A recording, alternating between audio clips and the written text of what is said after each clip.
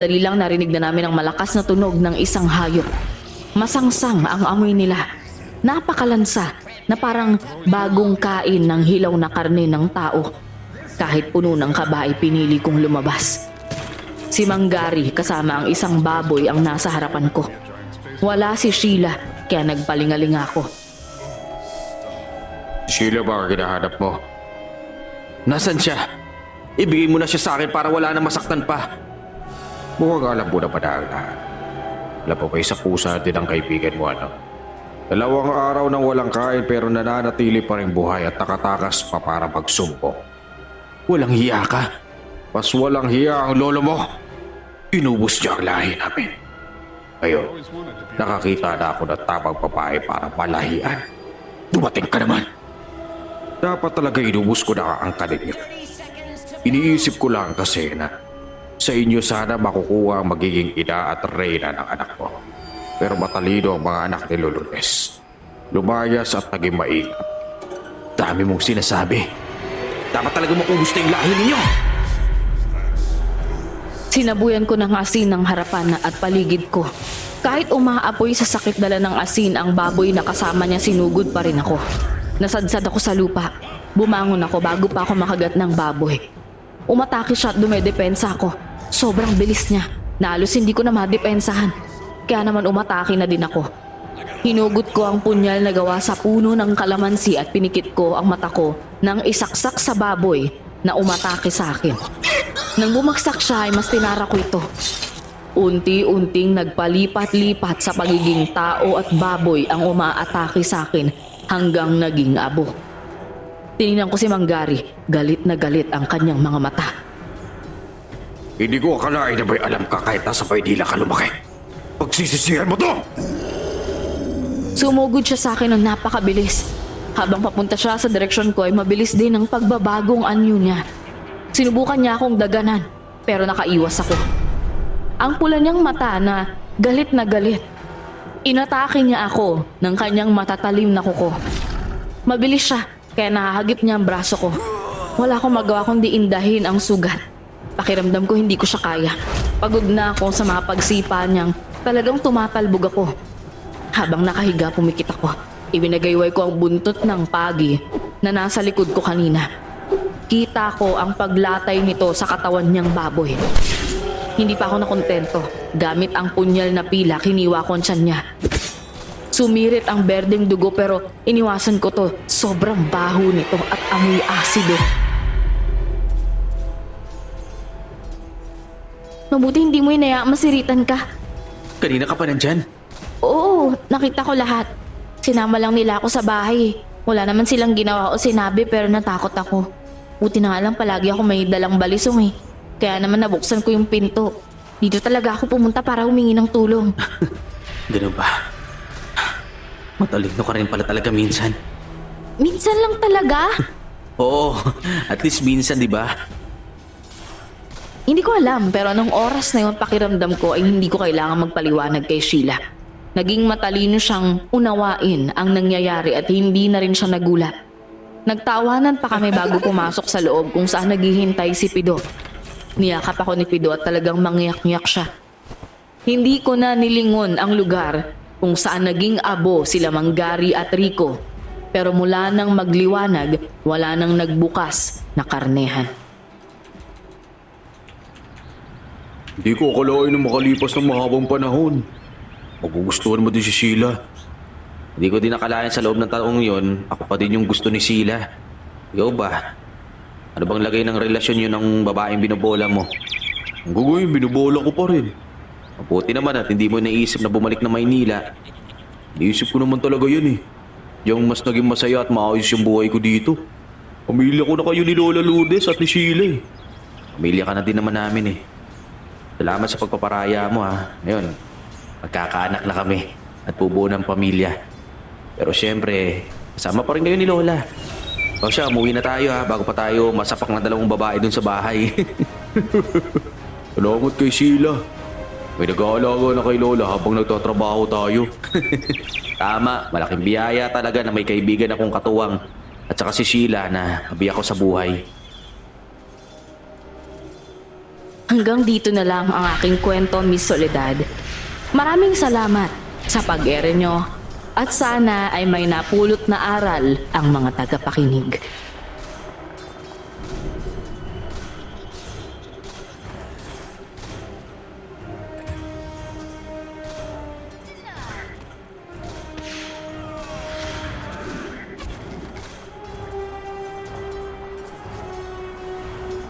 What's this? What's my workspaces?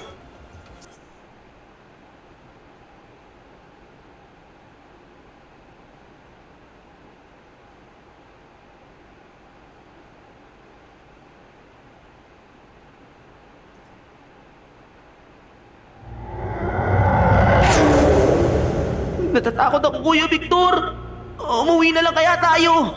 Mabuti pa nga dyan, Paul. Mukhang nagkamali tayo ng baryong pinuntahan. Baka po pwede pairam niyo po sa amin yung mutya na yan. Ibabalik din naman po namin pagkatapos eh.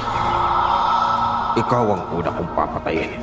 Papatayin kita katulad ng walang awang pagpatay mo sa pat ko.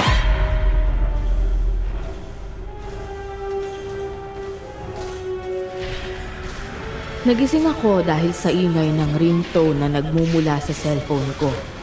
Tiningnan ko kung sino ang tumatawag at pangalan ng pinsan kong si John Paul na 11 taong gulang ang nakita ko. May nangyari daw na hindi maganda sa aming lolo Jaime at kasalukuyan siyang naghihintay sa akin sa isang baryo para kunin ang lunas sa sakit ni lolo.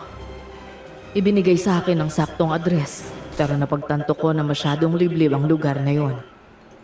May usap-usapan na pinamumugaran daw yon ng mga aswang kaya bahagya akong kinabahan. Pero mas nangibabaw sa akin ang sobrang pag-aalala kay lolo kaya dali-dali akong nag-ayos ng mga gamit at bumiyahe patungo sa baryo kung saan naghihintay si John Paul. Ako si Victor at ito ang aking kwento. Bago ko simulan ng storya, huwag kalimutang mag-subscribe bilang suporta sa ating channel. Gusto si Lolo Jaime. Hindi pa siya nagigising, Kuya Victor. Nag-aalala nga ako sa kanya. Pangatlong araw na ngayon nakahiga lang siya para matulog lang. Bilisan natin. Kailangan maabutan natin si Aling Insyang. Siya ang manggagamot na makakapagturo sa atin kung anong lunas sa sakit ni Lolo. Oh, nakakala ko ba alam mo na kung anong lunas sa sakit ni lolo? At kukunin na lang natin sa liblib na lugar na to. Ang totoo, naguguluhan ako, Kuya. May sinasabi kasi siya na mutya raw. Kaya nga pupuntahan natin para masiguro kung ano ba talaga yung kailangan niya. Eh kung ganun, bilisan natin. Hindi tayo pwedeng mag-aksaya ng oras. Tama ka, Kuya. Nandito na tayo sa bahay ni Aling Insyang, Kuya. O sige na, kumatok ko na. Aling Insyang! Aling Insyang! Anong may paglilingkod ko? Ikaw pala yan, bata. Kasama ko po yung pinsan ko, Aling Insyang, si Kuya Victor. Kuya, siya yung sinasabi kong manggagamot, si Aling Insyang. Pumunta na siya sa bahay ng isang araw at tinignan niya si Lolo Jaime. Tinignan na pala niya eh. Eh bakit hindi pa rin gumagaling si lolo? Sigurado ka ba talaga na hindi tayo niloloko na matandaan yan? Hindi ba't sinabi ko na sa inyo na ang mutya ng aswang ang lunas sa sakit ng lolo ninyo? May kakaibang karamdaman ang lolo ninyo. Kung napansin ninyo na parang unti-unti nang bumabagsak ang katawan niya, yun ay dahil unti-unti nang nauubos ang lakas niya na kahit ang dumilat ng mga mata at magsalita ay hindi na niya magawa. Saan naman po matatagpuan yung mutya na sinasabi mo? Tanging ang mutya ng aswang lang ang makakapagpagaling sa kanya. Kailangang maisuot yun sa kanya na sasabayan to naman ng orasyon.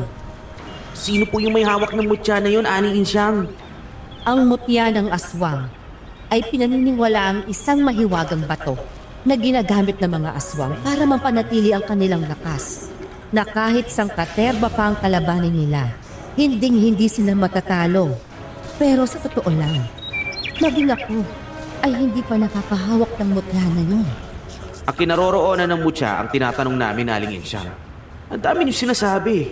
Hindi naman kami humingi ng paliwanag. At saka, paano niyo naman nasabi na mutya ng aswang ang kailangan ni Lolo para gumaling? Aswang ba si Lolo? Oo nga, Aling Insyang. Aswang ba si Lolo para gamitin niyo sa kanya yung mutya na pag-aari ng aswang? Hindi ako sigurado, mga bata. Ang lubos na nakakaalam ng tungkol sa mga ganitong bagay ay si Mang Artemio. Kaya hindi ko masasagot ang katanungan ninyong yan. Mang Artemio? Sino naman siya? Isa siyang magaling na manggagamot na nakatira sa dulo ng baryong ito. Si Mang Artemio ang nagsisilbing guro ko. Sa kanya ko natutunan ang panggagamot. At sa pagkakaalam ko, siya ang kasalukuyang may hawak sa mutya na kailangan ng lolo ninyo para gumaling. Mutya ng aswang? Mang Artemio? Teka. Aling Insyang. Kahit ako naguguluhan eh. Sino ba talaga si Mang Artemio? Bakit nasa kanya ang mutya na kailangan namin para magamot ang lolo ko? Aswang din ba siya? Si Mang Artemio ay matagal nang nakikipaglaban sa mga aswang. Siya lang ang tanging manggagamot na may adhikaing lipuli ng lahat ng aswang sa baryong ito. At ang pinakamalaking karangalan na nagawa niya ay ang makuha ang mutya mula sa lider ng isang grupo ng mga aswang. Kung ganon, si Mang Artemio ang kailangan natin para magamot si Lolo Jaime. Tama ka, iho. Mas mabisa nga kung si Mang Artemio ang titingin at gagamot sa lolo ninyo. Marami siyang alam, lalo na pagdating sa mga aswang. Ano yun? Huwag kayong maingay. Siguradong may nakaamoy sa inyo. Siguradong may nakaamoy sa inyong isang aswang at sinundan kayo rito. Hindi nila pinapalagpas kapag may nakikita silang dayo na napapagpag dito. Ano gagawin natin, Aling Insyang? May mga armas dyan sa loob ng baul na nasa likuran ninyo. Mga punyal at itak na nagtataglay ng lason para sa mga aswang.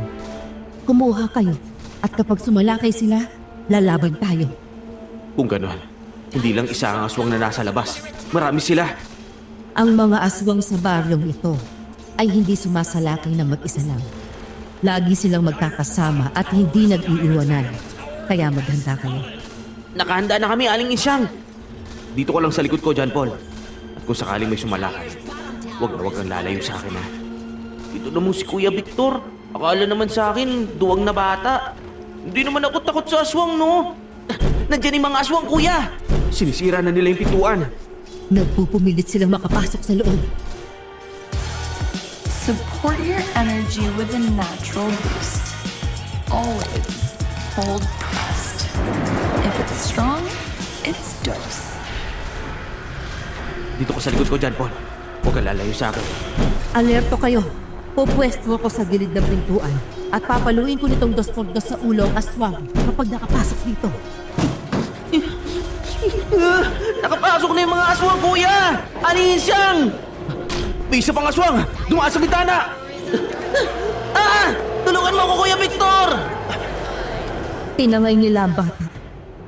Habulin ko sila! Ikaw na bahala rito, Aling Insyang. Hinabol ko ang aswang na tumangay sa pinsan ko. At nang maabutan ko sila, agad kong sinunggaba ng aswang. Natumba kami parehas pero nakawala naman si John Paul. Nakipagbuno ako sa aswang at nang magkaroon ako ng pagkakataong maiangat ang kanang kamay ko na may hawak na matulis na punyal, hindi na ako nag-aksaya ng pagkakataon at pinagsasaksak ko ang aswang. Malakas kang aswang ka pero hindi ako papayag na basta lang matalo sa inyo. Tumakas na sila, Kuya Victor. Okay ka lang ba, John Paul? Hindi ka man lang ba nasaktan ng mga aswang na yun? Okay lang ako, Kuya. Si Aling Insyang! Tara, puntaan na natin. Baka kung ano nang nangyari sa kanya. Si Aling Insyang, Kuya! Patay na! Masyado naman brutal ang ginawa nila kay Aling Insyang. Nililigo siya sa sarili niyang dugo. Nakaluwa din yung bituka niya, Kuya! Parang pinaglaruan siya ng mga aswang. Natatakot ako, Kuya Victor! Umuwi na lang kaya tayo! Mabuti pa nga dyan, Paul.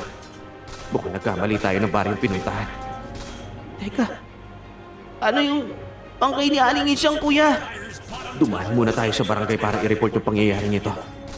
O kaya, umingi tayo ng tulong sa mga taga rito. Sigurado akong babalik ang mga aswang na yun. Magtatawag yun ang kasama kaya kailangan natin makaalis agad rito. Kaya lang, ang iniisip ko, Kuya, Si Lolo. Anong mangyayari sa kanya kapag hindi natin nakuha yung mutya na sinasabi ni Aling Insyang? May iba pa naman sigurong manggagamot na kilala natin at pwede nating lapitan. At saka, wala na tayong magagawa. Patay na si Aling Insyang. Yung Mang Artemio na sinasabi ni Aling Insyang. Di ba? Siya raw yung may hawak ng mutya na kailangan natin. Bakit hindi na lang natin siya puntahan?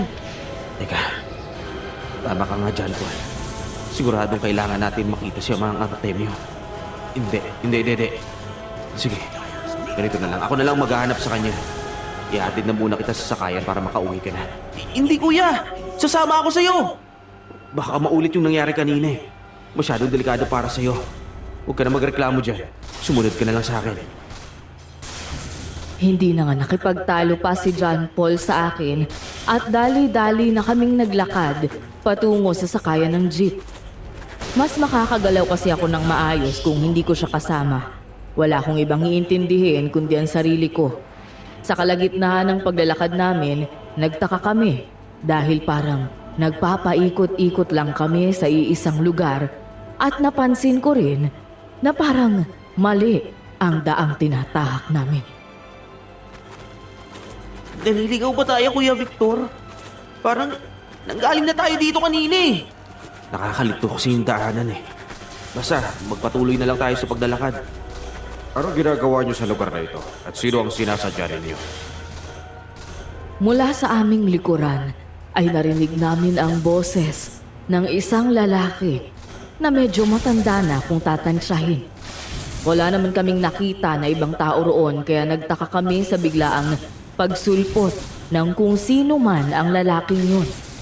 Dahan-dahan kaming lumingon ni John Paul sa aming likuran at nakita namin ang isang lalaking medyo may edad na. Mahaba ang buhok nito, pati ang balbas at ang suot nitong damit ay marumi pa. Para bang pagala-gala lang siya sa lugar na yun. Sino po kayo? Kayo ang tinatanong ko kung sino kayo at anong sinasadya ninyo sa lugar na ito. Ako po si Victor. Ito naman pong kasama ko si John Paul. Magpinsan po kami. Ano ka ang sinasadya niyo sa lugar na ito? May hinahanap po kaming... Ano ang hinahanap ninyo? Hindi niyo ba alam na delikado ang lugar na ito para sa mga tayong kagaya ninyo? At hindi niyo rin ba alam na nakapasok na kayo sa pugad ng mga aswang? Pugad ng mga aswang? Walang galang po, Manong. Pwede po bang magtanong? Ano yun, bata? Isa ka pa rin po mga aswang? John Paul! Eh kung isa nga akong aswang. Kuya Victor! Pasensya ka na po sa kanya, Manong. Tama ka po ng sinasabi mo na tayo lang kami dito. Ang totoo, nandito kami para hanapin si Mang Artemio. Mang Artemio? Sikat daw po siyang manggagamot sa lugar na ito eh. Kailangan po kasi namin ng mutya ng aswang na hawak niya para magamot ang lolo naming may sakit. Ano bang nangyari sa lolo ninyo? Bigla na lang po siyang nawalan ng malay. Pangatlong araw na po niya ngayon na hindi gumigising. Bago po siya mawalan ng malay, napansin po namin na parang unti-unti na siyang nanghihina. At sino naman ang nagturo sa inyo rito?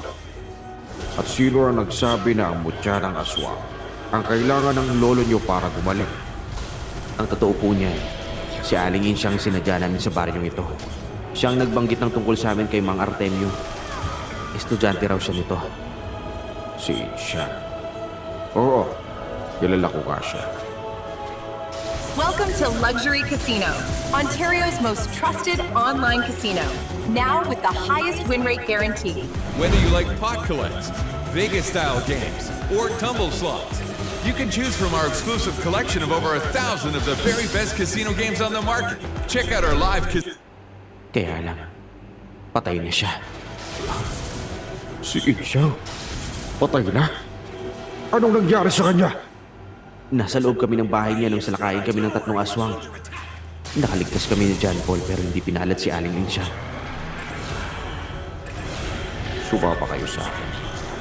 At sa bahay tayo mag-usap. Maraming salamat po, Manong. Ano nga po pala yung pangalan ninyo? Ano po pwede namin itawag sa inyo? Tawagin mo na lang ako sa pangalang Ruel. Mang Ruel. Matutulungan niyo po ba kami, Mang Ruel? Masasabaan niyo po ba kami kay Mang Artemio? Bang Artemio. Kapatid ko siya. Nakatatanda kong kapatid. Nasaan po siya? Patay na siya. Ano po? Teka, ano po nangyari? Nakipagsagupaan siya sa grupo ng mga aswang. Sa kasamaang palad, natalo siya at walang awang pinatay ng mga aswang. Kagaya ng ginawa nila kay Aling Insyang. Ang mutya. Teka, ang mutya, nasa na po? Nabawi na ng mga aswang. Kaya ang mabuti niyong gawin ay umalis na rito at umuwi na lang sa inyo bago pa man kayo abuti ng gabi rito. Huwag kayong mag-alala at ituturo ko sa inyo ang daan palabas ng baryo. Hindi. Hindi po kami pwedeng bumalik nang wala kaming dalang mutya ng aswang. Anong gagawin ninyo? Lulusob kayo sa kuta ng mga aswang para lang makuha ang mutya? Ganito na nga ang gagawin ko. Kung maaari sana, Mang Ruel, si John Paul na lang ang tulungan niyo makalabas ng baryong ito. Baka pwedeng samahan niyo siya hanggang sa sakayan ng jeep. Hindi pwede, Kuya Victor! Sasama ako sa'yo! Nasisiraan na ba kayo ng bayan? Hindi niyo ba alam kung gaano kadelikado yung iniisip ninyo? Para na rin kayo nagpakamatay kapag nagpatuloy kayo sa gagawin ninyong dalawa. Ang mutya lang naman po ang pakay namin. Yun lang ang kailangan namin makuha. Hindi namin kailangan makipaglaban sa mga aswang. At anong gagawin ninyo? Makikipag-usap sa kanila na ibigay sa inyo ang mutya. Naririnig niyo ba ang sarili ninyo? Hindi mo ba alam, bata, na masyadong mapanganib ang mga aswang dito? Wala silang pinipiling biktima. Lalo na ang mga kagaya ninyong tayo sa lugar na ito. At kakasabi ko lang sa inyo na ang mga aswang na yan ang pumatay sa kapatid kong manggagamot. At maging si Insya, nasaksihan ninyo ang pagkamatay niya. Ako nang bahalang mag-isip kung anong discarding gagawin namin. Basta ang mahalaga, makuha namin ang mutya sa kanila. Kaya kung pwede lang po sana, tulungan niyo po kami, Mang Ruel. Kahit ituro mo na lang sa amin kung saan nangikutan ng mga aswang. Hindi pwede ang bara-barang desisyon, mga bata. Siguradong mapapahama kayo niyan. Magandang hapon po, Mang Ruel. Natigilan kaming tatlo nang makarinig kami ng boses ng isang babae mula sa labas ng maliit na bahay ni Mang Ruel. Ilang sandali pa, nasa harapan na ito ng pintuan. Isang matangkad, maputi at mahaba ang buhok na babae ang tumambad sa amin. Ngumiti siya sa akin at agad ko namang ginantihan yun ng parehong ngiti. May ipinamimigay pong relief goods sa barangay hall. Isinama ko na po yung sayo, Mang Ruel. Sabi ko, ako na magbibigay sayo. Kasi dadaanan ko naman itong bahay mo. Sige, ilapag mo lamang dyan, Yoko. Maraming salamat sa'yo. May mga bisita po pala kayo. Kamag-anak mo po ba sila? Hindi ko... Mga pamangkin kami ni Tito Ruel. Ako si Victor. At ito namang bata na to, si John Paul. Ako naman si Yoko. Sige na, Yoko. Uwi ka na at baka hinahanap ko na sa inyo. Maraming salamat sa pagbibit-bit mo ng mga relief na to para sa akin. Sige po, Mang Ruel. Tutuloy na po ako. Mag-iingat kayo ko. Hoy, bakit nakikipaglandian ka sa babae? Hindi mo naman alam kung ano ang tunay na pagkatao nun. Bakit? Ano po ba yung tunay na pagkatao ni Miss Yoko? Pinaniniwalaan din siyang isang aswang. At hindi lang basta-basta. Lola niya ang leader ng mga aswang na siyang pumatay sa aking kapatid. Grabe naman po kayo, Mang Ruel. Masyado naman po kayong malupit magsalita. Sa sobrang ganda at kinis po ng balat ni Miss Yoko, sasabihin mo lang na isa siyang aswang. Grabe naman kayo, Mang Ruel. Kung gano'n ang paniniwala mo tungkol sa kanya, Mang Ruel, bakit mabuti ang pakikitungo mo sa kanya? Kung apo siya ng leader ng aswang na pumatay kay Mang Artemio, bakit hindi ka galit sa kanya? Dahil wala naman akong katibayan na nagpapatunay na isa siyang aswang. Masyado siyang mabait sa mga taga rito. Matalungin din at pero malakas ang kutob ko na nagpapanggap lang ang babae yun. Nararamdaman ko na may itinatago siyang malaking sekreto. Sa madaling salita, pinuhusgahan mo siya ng walang sapat na katibayan, Mang Ruel. Basta ako! Hindi ako naniniwala na may lahing aswang si Miss Yoko! Kung ganoon, sige. Magsilayas na lang kayo rito. Lumabas na kayo at sundan ninyo ang babaeng yon. Ewan ko na lang kung ano mangyari sa inyo pagkatapos. Teka lang po bang... Labas na! Wala kaming nagawa ni John Paul kundi ang lumabas ng bahay ni Mang Ruel. Madali pala siyang mapikon. Wala na tuloy kaming aasahan na tutulong sa aming matuntun ang kuta ng mga aswang. Sundan na lang natin si Miss Yoko. Sa kanya tayo humingi ng tulong, kuya. Mabuti pa nga. Para nakakaduda nga rin si Mang Ruel eh. Pakiramdam ko, hindi siya nagsasabi ng totoo. Kaya lang, saan naman natin hahanapin yung babaeng yun? Nakita mo ba kung saan siya pumunta? Hindi rin eh. Pero sigurado ako hindi pa siya nakakalayo. Tara, bilisan natin paglalakad. Ayun! Ayun sa Manyogan, Kuya Victor! Tara, dali. Sinundan nga namin ang dalaga pero nakakailang hakbang pa lang kami nang bigla itong nawala sa paningin namin. Nagpatuloy kami sa paglalakad hanggang sa may dalawang lalaki ang biglang sumulpot sa harapan namin. Kaduda-duda ang mga ito at kumikilos ng dahan-dahan palapit sa amin. Para bang naghihintay ng magandang tiyempo para sunggaban kami at salakayin. Agad naman akong pumwesto at inilabas ang punyal na si Aling Insyang ang may-ari. Dito ka sa likod ko, John Paul. Huwag kang lalayo kahit anong mangyari ha. Mga aswang ba sila, Kuya Victor? Di ako sigurado pero parang gano'n nga. Basta maging alerto ka. Ilang sandali pa, bigla na lang nagsitakbuhan ang dalawang lalaki na parabang biglang natakot ang mga ito. Paglingon namin sa aming likuran, si Mang Ruel ang tumambad sa amin. Ikaw po ba yung nagtaboy sa kanila, Mang Ruel? Mga aswang po ba sila? Ang titigas talaga ng ulo ninyo mga bata kayo! Sinusundan lang naman po namin yung magandang babae. Kaya lang, bigla siyang nawala. Tapos biglang sumulpot yung dalawang lalaki na parang mga aswang. Baka pinatay ng mga aswang na yun si Miss Yoko. Kaya bigla siyang nawala. Talagang sinundan nyo nga ang babaeng yon. Alam nyo kung ano ang mabuti nyong gawin. Yuray, umalis na kayo sa lugar na ito bago pa man may masamang mangyari sa inyo. Gusto lang naman po namin humingi ng tulong kay Miss Yoko eh. Kaya sinundan namin siya. Hindi nga ordinaryong tao ang babaeng yon. May tinatago siyang sekreto. Mabuti na lang pala at naisipan kong sundan kayo. Dahil kung hindi, naku baka nilapan na kayo ng mga aswang na yon. Hindi naman po kasi kami pwedeng umalis dito hanggat hindi namin nakukuha ang mutya. Kung ayaw nyo kaming tulungan, edi okay lang po. Kami na lang po gagawa ng paraan.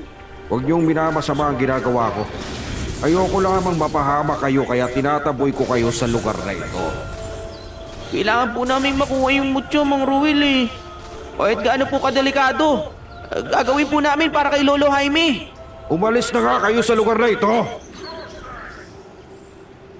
Hinawakan ni Mang Ruel ang tigisang kamay namin ni John Paul at sinimulan kaming hilahin palayo sa lugar na yon. Masyado siyang malakas, kaya kahit anong gawin naming pagpupumiglas, hindi rin kami nakawala. Umuwi na kayo at huwag nang babalik pa sa lugar na ito! Pero Mang Ruel! Sige po, Mang Ruel. Aalis na po kami sa lugar na to. Bitawan mo ng kapatid ko.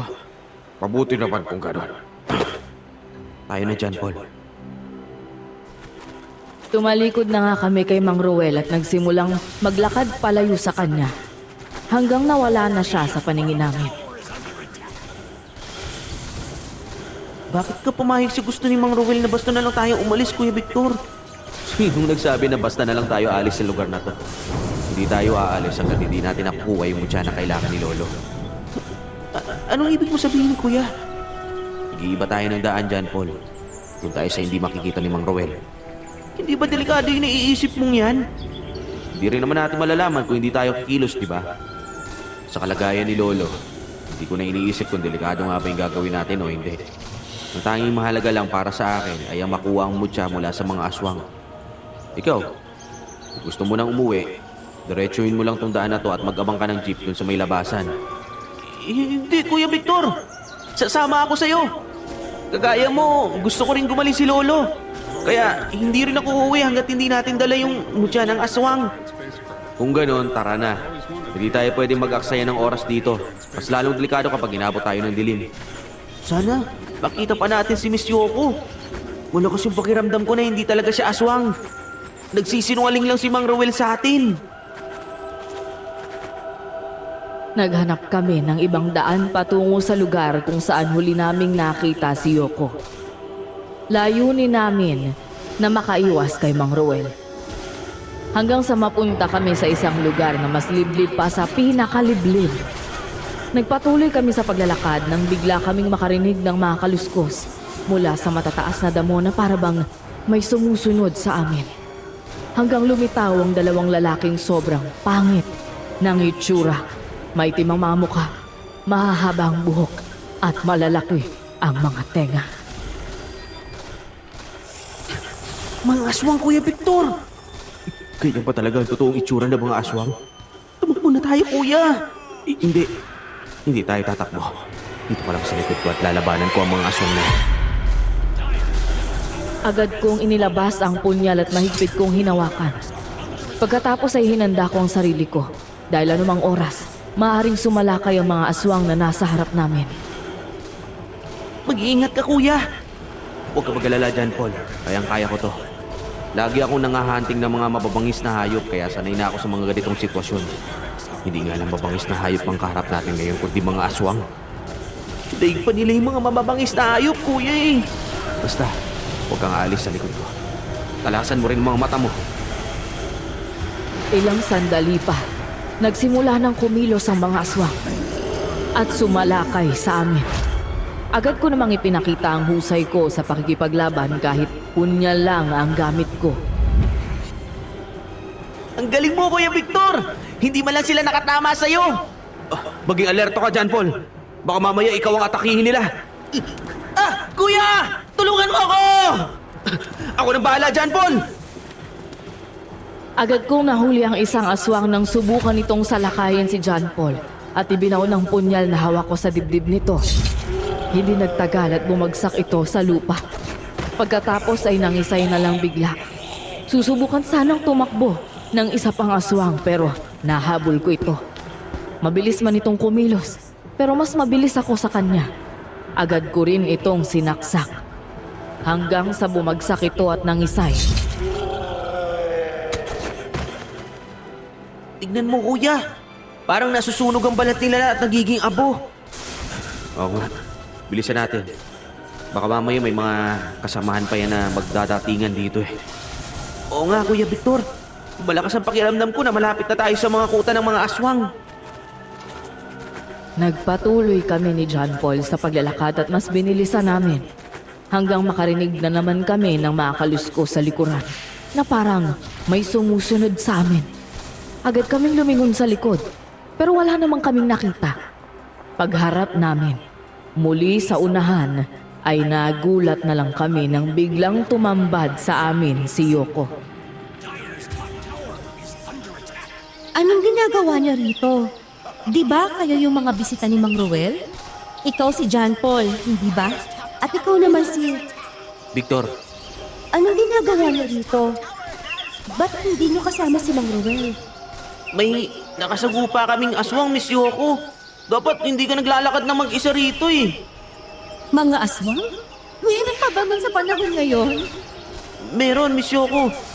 May napatay nga kaming aswang eh. Si Kuya nakapatay ng 2. Kani-kanina lang. Huwag ka sana magagalit pero sinabi kasi ni Mang Ruel sa amin na may lahi ka daw aswang. Ano? Tumigil ka nga dyan, Paul. Ako? Isang aswang? Huwag ka mag-alala. Hindi naman kami naniniwala sa sinabi ni Mang Ruel eh. Tama si Kuya Victor. Sa itsura mong yan, Miss Yoko, napaka-imposible mong isa kang aswang. Sobrang ganda mo kaya at napakakinis ng balat mo. John Paul. Nakatutuwa naman ang pagpupuri mo sa itsura ko. Totoo naman po kasi. Bueno, ano mang ginagawa niyo rito? May inutos ba sa inyo si Mang Ruel? At saka, di ba mga pamangkin kayo ni Mang Ruel? Bakit Mang Ruel na lang ang tawag niyo? Ang totoo, hindi talaga namin kaano-ano si Mang Ruel.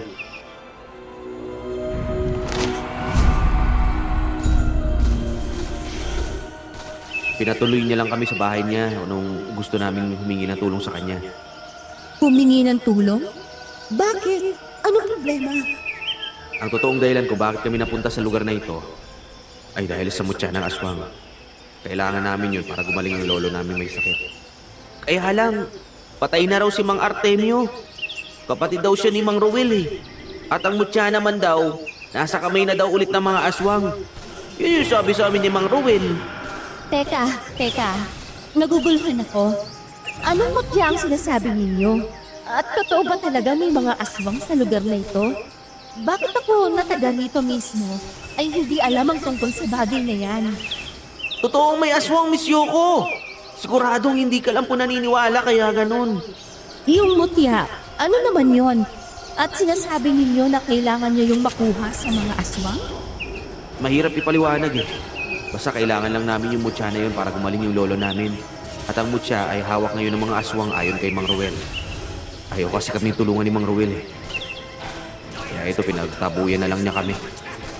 Baka pwedeng matulungan mo kami, Miss Yoko. Ano naman ang maitutulong ko sa inyo? Baka pwede mo ituro sa amin kung saan iputan ng mga aswang. Kaya lang, hindi ka naman pala naniniwala sa mga aswang eh. Mahirap nga yan. Pero sige, tutulungan ko kayo sa abot ng aking makakaya. May alam ka tungkol sa kuta ng mga aswang? Hindi ako sigurado dahil hindi rin talaga ako naniniwala sa aswang. Pero may isang grupo ng mga tao rito na naninirahan malayo sa kabisnan. Hindi sila nakikihalubilo sa ibang mga tao at pinaniniwalaang sa gabi lang sila lumalabas. Baka sila nga yung hinahanap namin. Teka, alam mo ba kung saan sila matatagpuan? Sa katunayan, malapit na ang lugar na yun dito. Ilang minutong paglalakad na lang at mararating na ninyo yun. Gusto niyo ba samahan ko kayo ron? Pwede ba? Sige, sasamahan ko kayo. Pero bilisan natin at baka abutin tayo ng gabi. Sinamahan nga kami ni Yoko patungo sa lugar na tinutukoy niya. Nakikita namin na mabuting tao siya at mukhang hindi gagawa ng masama kaya hindi kami nagdalawang isip na sumama sa kanya. Hanggang sa makarating na kami sa isang napakaliblib na lugar. Ito nga yun. Sigurado ako na ito na nga yung kuta ng mga aswang. Kung ganun di tumuloy na tayo at itanong sa kanilang tungkol sa mutya na hinahanap ninyo. Hindi pwedeng basta lang tayo pumasok dyan. Masyado delikado. So, ano na ang plano mo ngayon? Magmamasid muna. Sige na, mga kasama. Itali nyo na ang dalawang yan sa puno ng Aratilis. Nagulat kami ni John Paul nang may biglang lumapit sa amin na dalawang lalaki at hinawakan ng mga kamay namin. Sobrang lakas nila. Kaya kahit anong pagpupumiglas ang gawin namin, hindi kami makawala. Pagkatapos ay kinaladkad kami ng mga ito at itinali sa puno. Ano ibig sabihin nito? Mukhang kasabaan nga nila si Miss Yoko, kuya! Ipaliwanag mo to sa amin, Yoko! Sila ba ang dayo na nangahas na pumasok dito sa teritoryo natin? Sila nga po, Lola Asuncion. Isa ka nga rin ba talagang aswang? Totoo ang sinabi ni Mang Ruel sa amin? Sinabi mo hindi! Sabi mo hindi! Maayos bang pagkakatali sa kanila? Baka makawala ang mga yan. Lola mo nga ba talaga ang pinuno ng mga aswang, Yoko? Hindi na po sila makakawala pa, Lola. Kaya wag na po kayong mag-alala. Ang mabuti po, pumasok na kayo sa loob. Ako na pong bahala dito. Hindi ka na nga po dapat lumabas pa. Nililang mo kami, Miss Yoko! Isa ka pa rin pala aswang! Tama ka, Victor. Si Lola Asuncion na ang piling namin dito. At ako ang nag-umpisa ng apo. Bumalik ka rito, Yoko! Huwag mo kaming iwan na basta-basta lang! Pakawalan mo kami! Mabuti pa ako. Sumama ka na sa akin sa loob ng bahay. Ipaubaya mo na ang mga tayo niyan sa mga katiwala natin. Kailangan rin natin maghanda para sa ritual na gagawin natin mamaya. Tamang-tama at may mga dayuhan tayong pina. Opo, Lola. Nagkamali tayo, Kuya Victor! Hindi tayo dapat nagtiwala sa kanya, nalilan niya tayo! Nakakalinlang talaga ang taglay niyang kagandahan dyan, Paul. Malamang, yan ginagamit niyang diskarte para makapambiktima ng mga dayo dito sa lugar nila. Yung kwintas na nakasabit sa leeg na matanda. Napansin mo rin ba yun, kuya? Oo. Napansin ko nga rin. Iniisip ko, baka yun ang mutya na hinahanap natin. Kung yun nga yung mutya na hinahanap natin, kailangan natin makuha yun sa kanila. Tama ka dyan, Paul. That's what buds do. Pero paano natin gagawin yun, kuya? Mukhang katapusan na natin, oh! Hindi pa katapusan dyan, Paul. Makakaalis lang tayo dito. At saka, narinig mo ba yung sinabi ng matanda? Magsasagawa raw sila ng ritual. Sa tingin mo, kuya, iaalay kaya nila tayo? Hindi ko alam pero pwedeng mangyari yun dyan, Paul. Pagkatapos ng ritual, pagsasaluhan nila tayo. Una nilang titikman yung mga dugo natin. Tapos kakainin nila yung balat natin ng paunti-unti. Iihawin nila tayo. Nakakatakot naman yung kuya! Oh, di ba ganyan ang ginagawa ng mga aswang sa nakukuha nilang mga bihag? Hindi naman siguro, kuya. Baka ibang nila lang yung nasa isip mo. Naalala ko na may punyal pala na nakasuksok sa pagitan ng tagiliran ko at pantalon na suot ko. Sinubukan kong abutin yon. Ngunit dahil sa higpit ng pagkakatali sa akin, nabigo ako. Hanggang sumapit na ang gabi, nagsimula nang maghanda ang mga aswang para sa ritual na gagawin nila. Ilang sandali pa, lumapit sa amin si Yoko at tumayo sa tabi namin ni John Paul. Mukhang iyon ang napili niyang pwesto para manood ng ritual na gagawin ng kapwa niya mga aswang. Pakawin mo kami rito, Miss Yoko! Ano bang gagawin mo sa amin? Iaalay niyo mo kami sa leader ninyo? O kaya, magsasalun-saluhan niyo kami at gagawing hapunan? Ano ba sa palagay mo, bata? Sabi kasi ni Kuya Victor, gagawin niyo raw kaming hapunan eh. Yung dugo namin, gagawin ninyong inumin. Tapos yung balat namin, iihawin ninyo. Tapos, gagawin niyo bulalo yung buto namin. John Paul, tumigil ka nga. Masyado ka na madaldal. Napatingin sa akin si Yoko at napangiti siya ng sobrang lapad. Mula sa aking ulo bumaba ang mga tingin niya hanggang sa paa na para bang kinikilatis ang buong katawan ko. Bakit? Natatakot na ba kayo? Siyempre po, natatakot ako. Patapang akong bata, pero kapag nasa ganitong sitwasyon na kami, kahit sino naman maiihi sa takot eh. Masarap ka naman, hindi ba? Anong ibig niyo sabihin? Ang karne mo. Kapag kinain ka ba namin, ay masasarapan kami sa karne mo. Iyon ang ibig kong sabihin. Oo naman, Miss Yoko. Bata pa ako. Kaya malambot pa yung laman at saka mga buto ko. Hindi kagaya ni Kuya Victor, makunat na dahil matanda na siya. Napatawa ng malakas si Yoko dahil sa sinabi niyo ni John Paul. Ilang sandali pa, nagsimula na ang ritual ng mga aswang. Kaya tumigil na si Yoko at seryosong itinuon ang atensyon sa mga kasamahan. Sa unang parte, ay nagsagawa ang mga aswang ng isang sayaw na pangtribo at pagkatapos ay nagpahid ang mga ito ng langis na hindi ko direktang matukoy kung anong klase. Nagulat na lang ako nang masaksihan ng unti-unting pagbabago ng itsura ng mga aswang na nagsagawa ng ritual. Anong nangyayari? Bakit parang biglang nagbabago yung itsura nila? Sobrang pangit na nila ngayon. Biglang umitim yung mga mukha nila. Dahil siguro sa langis na pinapahid nila sa kanilang katawan. Totoo nga, kuya. Mga aswang nga sila. Tama ka, bata. Mga aswang nga kami. Ilang sandali pa, lumabas na ang matanda na lola ni Yoko. Pumunta ito sa gitna at agad na pinalibutan ng mga aswang na sumasayaw. Nagpahid din ito ng langis pero nakapagtataka na walang nagbago sa itsura nito. Bakit hindi nagbago yung itsura ng matanda? Dahil ba hindi siya totoong aswang? Dahil sa suot niyang mutya. Bukod sa pinapanatili nito ang lakas sa taglay ni Lola Asuncion, pinapanatili rin nito ang itsura. Kung ganun, mabisa nga talaga ang mutya. Maaari talagang pagalingin ang mutya na yan ng lolo ko. Tama ka, Kuya Victor. Kaya lang, hanggang dito na lang tayo. Mukhang dito na matatapos yung ating kwento. Maya-maya lang, iaay na nila tayo pagsasaluhan. Tama ka riyan, bata. Baka pwedeng makiusap, Miss Yoko. Sige na, palayain mo na kami. Hindi na namin kayo gagambalain. Hindi na rin namin pag-iinteresan yung mutya na pag-aari ninyo. Talaga ba? Tumigil ka nga dyan, Paul. Kailangan natin ng mutya para mapagaling si Lolo. Kung isusuko natin ang pagkuha ng mutya, parang hinayaan na natin mamatay si Lolo. Paano ba yan, bata?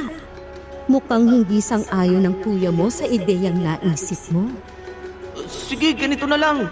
Kapag hinayaan mo kami makaalis dito at pinahiram mo kami ng mutya, ipapaasawa ko sa iyo si Kuya Victor. Ano? Itong kuya mo? Ipapaasawa mo sa akin? Oo! Get your dream mattress starting at just $30 a month for 24 months. Your best night's sleep is now more affordable than ever. Visit your local Ashley store or shop ashley.ca today. Masarap din naman yan si Kuya Victor eh. Tigil ka nga dyan, Paul. Talaga? Masarap nga ba yung kuya mo? Masarap magmahal. Kaya pairam mo na sa amin yung mutya oh. Ibabalik din naman namin yun kapag gumaling na si Lolo eh. Talaga ba? Paano naman kami makasisiguro na isasauli nga ninyo sa amin ng mutya pagkatapos ninyo kami? Pwede namang maiwan muna dito si Kuya Victor. Ako na lang yung uuwi sa amin para dalhin yung mutya sa lolo namin. Kapag naibalik ko na yung mutya, saka ko kukunin ulit si Kuya. Uy, loko ka talaga dyan, Paul. Ano pinagsasabi mo dyan? Habang nandito si Kuya Victor, pwede nyo siyang maging asawa pansamantala, Miss Yoko. Madali lang sabihin yan, bata. Kaya lang, mas isiguro mo naman ba na magugustuhan ko ang kuya mo? Nako, sigurado ako na magugustuhan mo si Kuya Victor, Miss Yoko. Mabait yan at saka maalaga. Mapagmahal din kaya sigurado ako magiging masaya ka habang kasama mo siya. Basta, okay yan si Kuya, Miss Yoko. Wow ha, napaka-confident mo. Eh nakasisigurado ka ba na magugustuhan ako ng kuya mo? Baka nakakalimutan mo na isa akong asawa. Oo naman, Miss Yoko. Sa ganda at saka sa sexy mong yan, imposible na hindi ka magugustuhan ni Kuya Victor. Diba, Kuya Victor? Nang magkatinginan kami ni John Paul, sumenya siya sa akin na parang sinasabi niya na sakyan mo na lang o sakyan ko na lang ang sinasabi niya. Naintindihan ko naman siya. Pero sa tingin ko ay hindi naman ganun katanga ang babaeng nasa harap namin para magpauto sa kanya. Pagkatapos ay sa akin naman bumaling si Yoko at mariin akong tinitigan. Totoo bang sinasabi ng pinsan mo na madali mo akong magugustuhan? At magiging masaya ako kapag maging mag-asawa na tayo? Oo naman. Sino ba naman ang hindi magkakagusto sa sobrang ganda mong yan? Totoo rin yung sinabi niya na mapagmahal ako. Kapag naging mag-asawa tayo, wala akong ibang gagawin kundi paligayahin ka. Sigurado ka ba? Kahit na isa akong aswang? Kahit anong klaseng nilalang ka pa, wala naman akong pakialam eh. Talaga lang ha? Naku, hindi rin po yung marunong magsinungaling si Kuya Victor. Hindi nga. Eh nakita ko nga kayong nagsesenyasan. Niloloko niyo lang yata ako. Sabay kaming natigilan ni John Paul matapos naming marinig ang huling sinabi ni Yoko. Mukhang hindi talaga makakalusot ang ideyang naisip ni John Paul. Ilang sandali pa, tinawag na si Yoko ng lola niya at pinapunta sa gitna ng sumasayaw ng mga aswang. Nagpahi din siya ng langis sa katawan pero katulad ng matanda, hindi nagbago ang hitsura niya. Nanatili siyang maganda at makinis pa rin ang balat. Hindi rin nagbago ang itsura ni Miss Yoko, Kuya Victor. Baka may hawak din siyang mutya. Baka nga, John Paul. Hindi lang natin nakikita kasi nakatago. Alam ko na, Kuya. Ang mutya na hawak ni Miss Yoko ang mas mabisa at makapangyarihan. Pinapanatili nito yung kagandahan at pagiging dalaga ni Miss Yoko. Malamang, ang totoong itsura niya, napakapangit at kulubot na yung balat niya siguro. May punto ka dyan, John Paul. Kung tama ang iniisip natin, Kuya, yung mutya na hawak ni Miss Yoko ang dapat nating makuha. Ang problema, hindi natin alam kung saan niya tinatago ang mutya. Hindi nga tayo sigurado kung may hawak talaga siyang mutya eh. Subukan mo kaya siyang akitin, Kuya. Gamitin mo yung mga convincing powers mo sa pakikipag-usap sa kanya. Gamitin mo ng mga mabubulaklak na salita tapos ganahin mo naman yung kakaiba mong karisma sa mga babae. Loko, iba naman yan. Aswang yan eh. Natigilan kami ni John Paul nang isa-isa nang tumitigil ang mga aswang sa pagsasayaw. Yun ay pagkatapos nilang bumalik sa orihinal nilang mga itsura hanggang sa tumigil na ang lahat at umalis sa gitna. Ang matanda na lang at ang apong si Yoko ang natira. Ihanda niyo na ang mesa at ihain niyo na ang pagkain na pagsasaluhan natin ngayong gabi. Ano pang menu natin ngayon, Lola Asuncion? Masarap ang pagsasaluhan natin ngayon, Apo. Mga kasama, dalhin niyo na sa gitna ang 2 bihag. Iaalay na ba nila tayo, kuya? Siguro nga, John Paul. Huwag naman sana. Lord, tulungan niyo po kami! Ilang sandali pa lumapit na sa amin ang 2 lalaking aswang at tinanggal ang pagkakatali namin. Habang ginagawa nila yun, bigla na lang akong natigilan nang mapansin ko si Mang Ruel na nakatanaw sa amin sa di kalayuan. Sumenyas ako kay John Paul at mukhang napansin din niya ang nakita ko. Pagkatanggal ng tali sa kamay at paa ni John Paul, hinila na kami ng 2 aswang patungo sa pagkainan na inihanda ng mga kasamahan nito.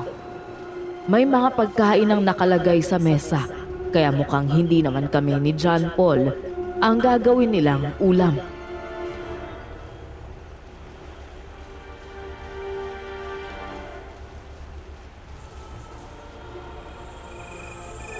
Paupuin ang 2 bihag. Ano pong gagawin niyo sa amin? Ano ba sa tingin ninyo ang gagawin namin sa inyo? Na kayo ang ihahain namin ngayong gabi at gagawing hapunan. Kung hindi, ano pong gagawin niyo? Saluhan ninyo kami. Kahit nabihag namin kayo. Gusto ko pa rin na mabusog kayo. Mahirap ang magdamag ng nakagapos. Tapos, gutom na gutom pa. Kailangan tumagal kayo hanggang bukas ng gabi. Bakit? Anong gagawin niyo sa amin bukas ng gabi? Kumbaga sa bukas. Hilaw pa kayo sa ngayon. Kailangan muna kayong pahinog. Ano ibig niyong sabihin? Tama na muna ang usapan at kumain na tayo. Samantalahin natin ang magandang panahon. Ano naman po itong ulam na hinanda ninyo? Parang kakaiba po yung mga to ah. Tinuguan na ang sangkap, syempre pituka at dugo. Mayroon ding paksiw na ulo ang laman. May tinola rin at syempre adobo. Mga karne po ng tao? Huwag ka mag-alala bata. Dahil ang dinuguan at paksiw ay karne ng baboy ang laman. Ang tinola naman at adobo ay karne ng manok ang laman. Bakit bata? Ayaw mo ba sa luto namin? Nandidiri ka ba? Hindi ka namin pipilitin kung ayaw mo. Huwag kang kumain at magpagutom ka na lang. Hindi po. Kukain po kami. Masarap nga po yung mga yan eh. Kumakain po ako niyan. Ay, ikaw, Pogi. Ayaw mo bang kumain ng mga ganito na nakahain sa lamesa? Kumakain din po niyan si Kuya Victor. Di ba paborito mo yan? Mabuti naman kung gano'n. Sige na, kumain na kayo. Kumain na rin lang kami ni John Paul kahit hindi kami sigurado kung nagsasabi nga talaga ng totoo ang maglola tungkol sa mga pagkain na sa harap namin. Gusto naming maging maayos lahat bago pa man gumawa ng hakbang si Mang Ruel at tulungan kaming labanan ang mga aswang. Nang matapos kaming kumain, pati na rin ang mga aswang, itinali na ulit nila kami sa puno at nang lumalim ang gabi, iniwan nila kami roon. Ano kayang plano nila sa atin, Kuya Victor? Hindi ko rin alam, John Paul. Hindi na rin yung mahalaga. Basta maging handa tayo. Anumang oras, maaring kumilos si Mang Ruel para tulungan tayo. Sigurado ka ba talaga na tutulungan tayo ni Mang Ruel? Paano kung mag-iba yung pakay niya sa pagpunta niya rito? Kung ano man yung dahilan niya sa pagpunta niya rito, sigurado akong isa ron ay magmanman sa mga kilos ng aswang. Sigurado naghahanda na siya sa pag-atake sa mga aswang. Malamang sa malamang nga nagpaplano na siya sa pagiganti ng kapatid niyang si Mang Artemio eh. Matutulungan natin siya. Pero bago yun, tayo muna ang kailangan niyang tulungan. Sana nga, kuya. Sana nga tulungan tayo ni Mang Ruel. Kaya lang, nakapagtataka lang na walang nagpapantay sa atin dito. Baka alam ng mga aswang na narito sa paligid si Mang Ruel. Hinihintay siguro nila na lumabas at lumapit sa atin si Mang Ruel. Tapos huhulihin din nila para maging biya at kagaya natin. Ganon nga rin yung naiisip ko, John Paul. Naku, isa pala tong patibong. Kailangan natin mabigyan ng babalas si Mang Ruel. Hindi siya dapat lumapit sa atin ng basta-basta. Pero paano naman natin gagawin yun nang hindi nakukuha ang atensyon ng mga aswang? Bahala na. Basta ang importante maging alerto ka. Ilang sandali pa, natanaw na nga namin si Mang Ruel mula sa di kalayuan. Panay ang lingon niya sa paligid na para bang sinisigurong walang nakakakita. Kung ano-anong senyas na ang ginawa namin ni John Paul para mabigyan siya ng babala na wag nang lumapit. Subalit hindi naman niya kami maintindihan. Hanggang dahan-dahan siyang lumapit sa amin. Pagkatapos ay sinimulan niyang tanggalin ang lubid na nakatali sa mga kamay at paa namin. Huwag kayong mag-alala. Pagiging ligtas din kayo. Kaya sa susunod, wag kayong matikas ang ulo, ha? Kapag sinabi sa inyong umalis na sa isang lugar, umalis na rin kayo. Hindi ka dapat lumapit sa amin, Mang Ruel. Masyado delikado. Anong ibig mo sabihin? Isa po itong patibong! Hindi na nakasagot pa si Mang Ruel dahil may isa ng aswang ang lumapit sa kanya at hinawakan ng mga kamay niya. Hindi naman siya pumayag na basta na lang hulihin at agad na nakipaglaban dito. Nagawa niyang